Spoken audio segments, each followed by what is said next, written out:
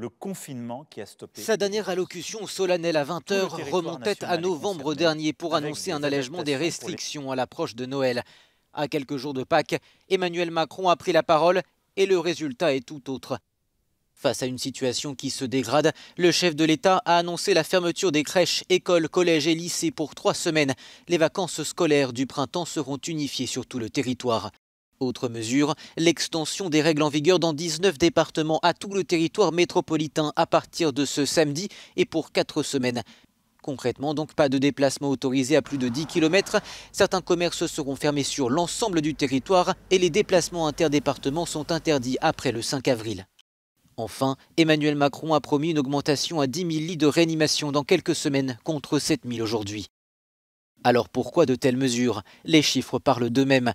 Plus de 5 000 patients sont actuellement en réanimation au-delà du pic de la deuxième vague de novembre.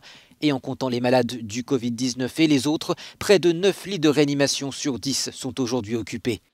Des médecins et responsables hospitaliers ont prévenu, viendra le moment où ils seront obligés de trier les malades. Mais l'exécutif écarte donc l'idée d'un confinement strict comme au mois de mars dernier, trop dur pour le moral des Français. Le président promet une ouverture de la vaccination à tous les Français de plus de 50 ans le 15 mai et à tous les Français d'ici à fin juin.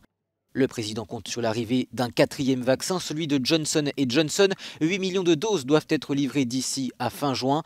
Le président a également souhaité fixer un cap. La France pourrait éventuellement voir le bout du tunnel vers la mi-mai avec la réouverture de certains lieux de culture et les terrasses, si tout se passe bien, car des imprévus, il y en a eu. Et s'il a défendu son choix de ne pas reconfiner fin janvier, le président français a néanmoins concédé des erreurs dans la gestion de la crise. À partir de vendredi.